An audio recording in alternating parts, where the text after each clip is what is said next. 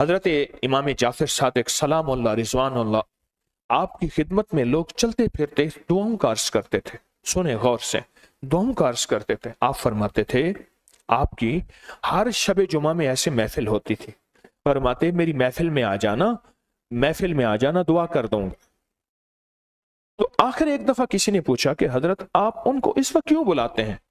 फरमाने लगे मैं उनके लिए तन्हाइयों में भी दुआ करता हूं, उस वक्त भी दुआ करता हूं, लेकिन जब महफिल में आके जितना बड़ा मजमा होगा, जितने बड़े ज्यादा लोग होंगे, उतनी उसकी तासीर और अल्लाह की बारगाह में कबूलियत होगी। कोई मजमे में तौबा करने वाला, कोई इस्तिगफार करने वाला, कोई सखी बैठा है, कोई जूद सखा वाला बैठा है, कोई अल्लाह से तौबा करके अल्लाह को मनाने वाला बैठा है, कोई ऐसा बैठा है जो अल्लाह का वली है, कोई गौस बैठा है, कोई कुतुब बैठा है, कोई अब्दाल बैठा है, कोई अल्लाह का अबरार खास बंदा बैठा है, उसके जरिए से अल्लाह की बारगाह में दुआएं करना और कबूल हो जाना, दुआएं मांगना और कबूल हो जाना, दुआएं करना। ये इतने बड़े मजमे में बैठ के आपने कबूलियत को जज्ब किया, उसकी तासीर और बरकत को जज्ब किया। पता नहीं कौन सा बंदा ऐसा था जिसने किसी दर्द और विजदान से किया और उसकी वजह से मेरा भी कबूल हो गया। सलामती, बस सलामती से सारे काम होंगे। क्या मिलती है? उसको सलामती मिलती है।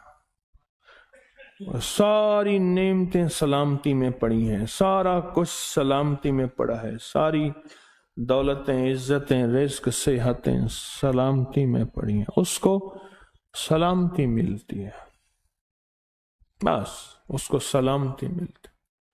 और फिर फरमाया हजरत इमाम जाफर सादिक रहमुल्लाह ने कि सूरत इखलास का पढ़ना हर 4 आसमानी किताबों की 1/3 सवाब के बराबर है। जितनी भी 4 आसमानी किताबें हैं सब की 1/3 का सवाब है, तौरात, इंजील, ज़बूर और कुरान का। बाजार में तशरीफ ले जाते थे, बाजार में, और सबको सलाम करते थे। करते करते बाजार के एक कोने में जाते थे, फिर बाजार के दूसरे कोने से वापस आते थे और सबको सलाम करते करते करते फिर तशरीफ ले जाते थे। तो किसी ने पूछा आप ये अमल करते हैं, क्यों करते हैं? और मैं इसलिए करता हूं किसी की दुआ मुझे लग जाए।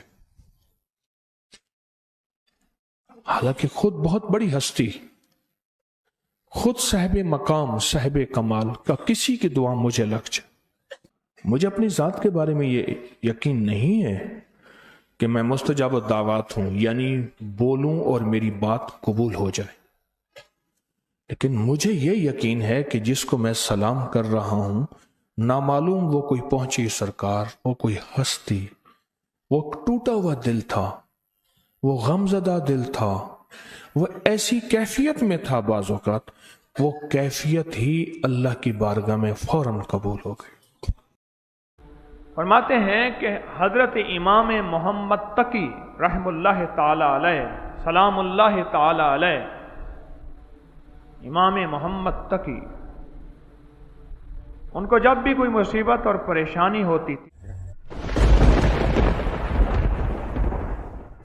100 रकात नमाज नफिल का हदिया मानते थे, मन्नत मानते थे कि या अल्लाह मैं 100 रकात नमाज नफिल पढ़ूंगा, मेरा यह काम कर दे। या अल्लाह मैं 100 रकात नमाज नफिल पढ़ूंगा, मेरा यह काम कर दे। फरमाया कि जब उनका काम होता था फिर वो 100 रकात नमाज नफिल पढ़ के 2 रकात नफिल और पढ़ते थे। वो किस लिए पढ़ते थे?